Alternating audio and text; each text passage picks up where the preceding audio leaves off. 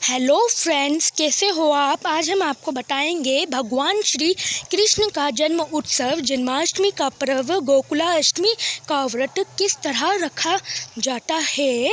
Video शुरू करने से पहले आप हमारा चैनल लाइक सब्सक्राइब अवश्य कर दीजिए। आज हम आपको बताएंगे भगवान श्री कृष्ण का व्रत किस तरह रखें। भगवान श्री कृष्ण का व्रत भादो मास की कृष्ण पक्ष की अष्टमी को मनाया जाता है। यह व्रत बहुत ही महत्वपूर्ण व्रत होता है। कृष्ण प्रेमियों के लिए ये व्रत बहुत ही महत्व रखता है। तो आइए जानते हैं ये व्रत किस तरह मनाएं। पहले हम बताएंगे आपको कि व्रत में क्या खाएं क्या ना खाएं। देखो फ्रेंड्स, व्रत में जो लोग अन्न खाते हैं वो तो शुद्ध बिना लहसुन प्याज का बना हुआ कुछ भी खा सकते हैं। अन्न हो जो लोग अन्न खाते हैं वो बिना लहसुन प्याज का बना हुआ कुछ भी खा सकते हैं, एकदम शुद्ध शाकाहारी भोजन। और जो लोग अन्न नहीं खाते हैं व्रत में, उन लोगों को व्रत में चुलाई के लड्डू, मावे के लड्डू और कुट्टू की आटे की पकौड़ी बनाकर व्रत खोलना चाहिए।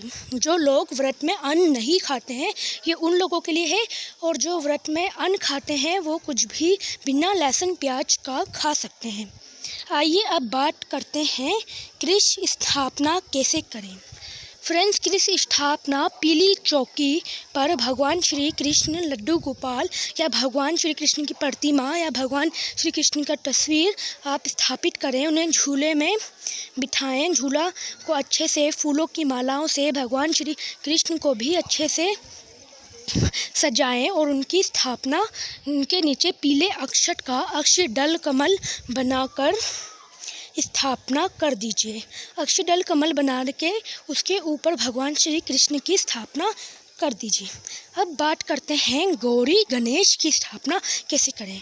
माता गौरी को मिट्टी से बना के और भगवान श्री गणेश को सुपारी से बना के और उनके ऊपर कलावा बांध के पान के पत्तों पर आप स्थापना कर सकते हैं, और थोड़े थोड़े पीले अक्षत उनके ऊपर भी चढ़ा दीजिए। ये जो भी गणेश स्थापना, गौरी स्थापना, कृष्ण स्थापना चौकी पे करी जाएगी, जो पीस पे पीले रंग का कागज़ बिछा है या कागज़ या पीला कपड़ा। अब बात करते हैं 12 बजे तक व्रत। 12 बजे तक व्रत रखा जाता है फ्रेंड्स, दिन के 12 बजे तक और रात के 12 बजे तक। ये व्रत एकदम निर्जला होता है, जिसमें पानी वगैरह भी नहीं पिया जाता। कितनी जगह इसमें फलाहार व्रत भी कर सकते हैं, पर ज़्यादातर ये व्रत निर्जला ही होता है। कुछ लोग इस व्रत को फलाहार भी करते हैं। सूर्य अर्घ कैसे दें। सूर्य अर्घ फ्रेंड्स, आपको दिन की पूजा में हवन सामग्री हवन करने के बाद, भगवान श्री कृष्ण की आरती करने के बाद एक तांबे के लोटे में या पीतल के लोटे में भगवान श्री कृष्ण को और भगवान श्री सूर्य देव को अर्घ जरूर दें। उसके बिना वरना आपका व्रत सफल नहीं होगा। खीरे का महत्व दोस्तों, खीरे का महत्व बहुत ही इम्पोर्टेंट होता है। खीरे के बिना ये पूजा होती ही नहीं है जन्माष्टमी की।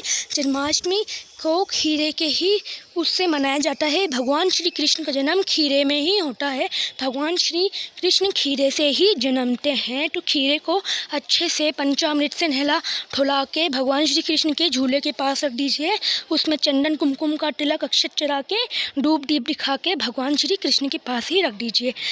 कोशिश करें कि खीरा डाली वाला हो, जिसमें दाल और थोड़े पत्ते हों। वो खीरा लाइए जिसमें दाल और पत्ते हों। रात के 12 बजे खीरे की डाली को अलग कर दीजिए। खीरे की डाली को आपको सिक्के से अलग करना है रात के 12 बजे। ध्यान रहे, खीरा नहीं कटना चाहिए दोस्तों, खीरा नहीं, खीरे की डाली काटनी है। अब बात करते हैं रात के 12 बजे चंद्र अर्घ कैसे दें। चंद्र अर्घ आपको किसी भी धातु के लोटे में पुष्प अक्षत डालना है लोटे में, और चंद्रदेव जब आ जाएं अपना व्रत का समापन करते हुए भगवान श्री चंद्र को अर्घ दिए। उनको हाथ जोड़िए और कहिए कि हमारा व्रत पूर्ण हुआ है। उनसे प्रार्थना करिए, धूप दीप जला के भगवान श्री चंद्र को प्रणाम कीजिए। ये व्रत रात को जब आप खोलोगे चंद्रदेव आ जाएंगे, ये तब की बात है। भोग में क्या बनाएं दोस्तों? भोग में क्या बनाएं, इसकी भी बहुत कंफ्यूजन रहती है। भोग में अगर आप अन्न खाते हैं तो अन्न का कुछ बनाइए, अगर आप अन्न नहीं खाते हैं तो मैंने आपको जैसे बताया कि चौलाई के लड्डू या कुट्टू की पकौड़ी बना लीजिए। ये जो आप भोग में बनाओगे वही आप भगवान को चढ़ाओगे। और जो चीज़ निवार्य है बनाना, जैसे पंचामृत निवार्य है, और बर्फ़ी बनाना, मावे की बर्फ़ी बनाना अनिवार्य है, ये बनेगा ही बनेगा। खीर बनाना अनिवार्य है, ये भी आपको बनाना ही बनाना है। खीर, मावे की बर्फ़ी और पंचामृत, ये दोनों बनाएंगे। जो अन्न खाते हैं वो भी बनाएंगे, जो अन्न नहीं खाते वो भी बनाएंगे। विधिवत पूजा कैसे करें? भगवान श्री कृष्ण और भगवान श्री गणेश की स्थापना करने के बाद धूप दीप दिखा के, 5 फल अर्पण करके, खीरे का पूजन करके, नारियल चढ़ा के, भगवान श्री कृष्ण की आरती करके, अगरबत्ती दिया प्रज्वलित करके, भगवान श्री कृष्ण को प्रणाम करके, कलश स्थापना नॉर्मली होगी। लोटे में जल भर के उसमें हल्दी की गांठ, रोली, पुष्प, सिक्का और पुष्प, और ऊपर 5 पल्लव लगा के आम के, और उसके ऊपर नारियल रख के, और नारियल को पीले कपड़े से बांध देंगे और यही कलश स्थापना हो जाएगी। ये विधिवत पूजा है। उसके बाद पूजा करने के बाद क्षमा अर्चना याद से करने, क्षमा अर्चना हर व्रत में करी जाती है। ये विधिवत आपकी पूजा हो जाएगी। और रात में जब रात हो जाए, 12 बज जाए, आधी रात्रि हो जाए, तब आपको भगवान श्री कृष्ण को माखन मिश्री का भोग लगाना है। याद रखें, माखन मिश्री का भोग लगाना है। माखन मिश्री का भोग लगाने के बाद आपको भगवान श्री कृष्ण की आरती पढ़नी है।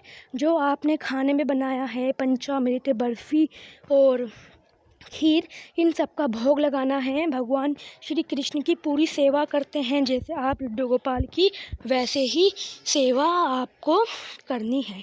पूजा की थाली में क्या क्या रखें? फ्रेंड्स, ये भी बहुत कंफ्यूजन वाली बात होती है।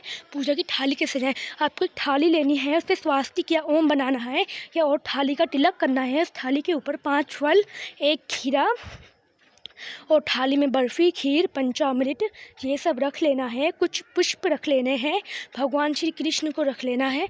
उनका लड्डू गोपाल वाला पीतल में आता है, वो रख लेने हैं उनको। पंचामृत गंगा जल से स्नान कराने के बाद एक अच्छी सी पोशाक पहना के उनकी पूजन करनी है। थाली में लड्डू गोपाल जी की पूरी पूजा करने के बाद फिर उन्हें चौकी में फिर विराजमान कर लो।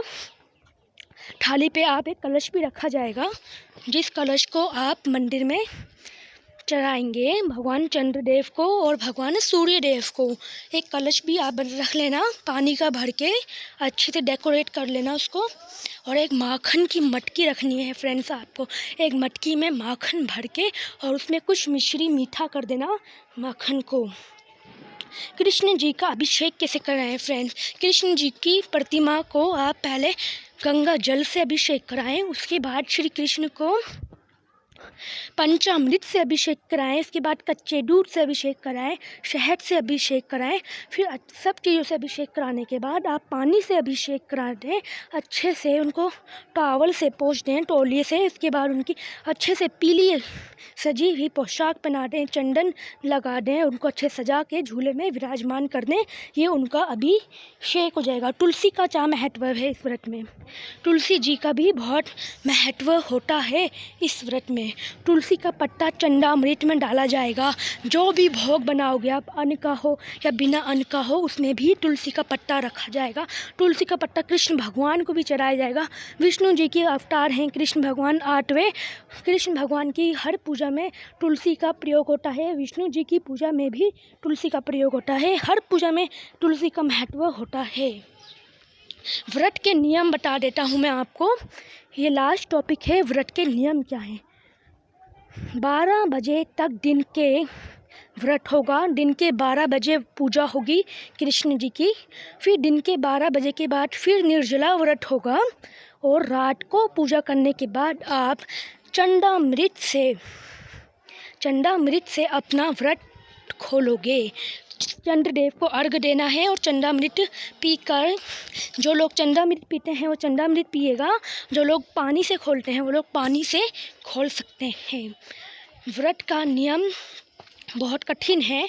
जो लोग इसमें अन्न खाते हैं वो अन्न का ही सेवन करें, जो लोग अन्न नहीं खाते वो अन्न का सेवन ना करें। व्रत में जो लोग व्रत कर रहे हैं जन्माष्टमी का, उनको ये मैं बता देता हूँ कि व्रत में आपको 2 टाइम पूजा करनी होती है, दिन के 12 बजे और एक रात के 12 बजे। इस पूजा में निर्जला व्रत ही रखा जाता है। कई लोग फलाहारी व्रत रखते हैं जिसमें हम फल खाते हैं, फलाहारी व्रत होता है, वो भी आप रख सकते हो। दोनों का बहुत महत्व है। कृष्ण जन्माष्टमी का व्रत सर्वश्रेष्ठ व्रतों में बताया गया है। ये व्रत संतान की दीर्घ आयु के लिए, संतान प्राप्ति के लिए भी रखा जाता है। ये व्रत पूरे भारत में ही नहीं, भारत से बाहर भी इस व्रत को रखा जाता है। कृष्ण दीवानों का ये बहुत बड़ा पर्व है। राधा रानी की भी आप पूजा करेगा, राधा रानी की भी सिंपल पूजा करनी है आपको। जैसे कृष्ण भगवान की पूजा करो वैसे राधा रानी की भी आपको पूजा करनी है। रात के 12 बजे आपके मोहल्ले के आसपास कोई मंदिर है तो उस मंदिर में जाके भी भगवान श्री कृष्ण की पूजा कर आए। उन्हें प्रसाद, भोग, दीप, टाइप, धूपबत्ती, अगरबत्ती, 5 फल चढ़ा के आ जाइए। दक्षिणा भी चढ़ा दीजिएगा। जहाँ पे आपके मंदिर के पास कोई हो, मोहल्ले में आपके मंदिर, तो वहाँ अवश्य जाएं। अगर आपके घर में भी कोई बाल गोपाल है, कोई बच्चा है, कोई शिशु है, तो उसे उस दिन भगवान श्री कृष्ण की तरह सजाएं तो बहुत शुभ बनाया जाता है, बहुत शुभ होता है। अगर आपके घर में भी कोई बाल गोपाल है तो उसे अच्छे से सजाएं, उसे भगवान कृष्ण जैसी पोशाक, मुरली, मक्खन उसके मुंह पे लगाएं तो बहुत शुभ होता है। अगर आपके घर में कोई बाल गोपाल है तो उसे कृपा भगवान श्री कृष्ण की तरह सजाएं। ये व्रत जो भी कर रहा है इस साल, उसको भगवान श्री कृष्ण के जन्माष्टमी व्रत की, गोकुलाष्टमी व्रत की हार्दिक शुभकामनाएं।